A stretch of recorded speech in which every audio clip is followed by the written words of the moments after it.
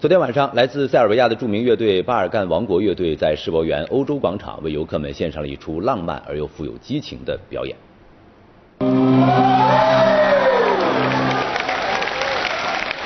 昨天的欧洲广场可以用沸腾这个词来形容。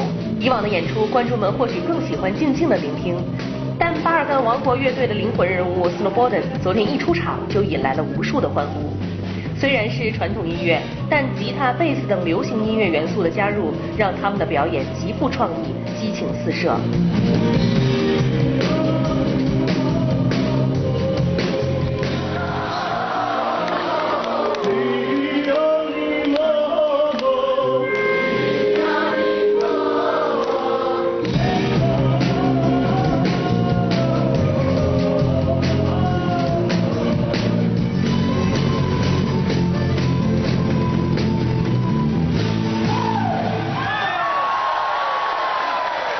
在演出过后 ，Slobodan 接受了我们的专访。一见到我们，他马上秀出了刚学的中文。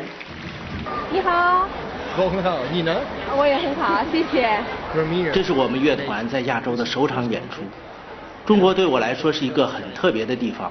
我曾经以为我们需要更多的时间来同观众磨合，但通过对观众的观察和交流，我发现中国观众已经认识到了音乐中的传统元素，同时他们也注意到了我们所用的现代演绎方式。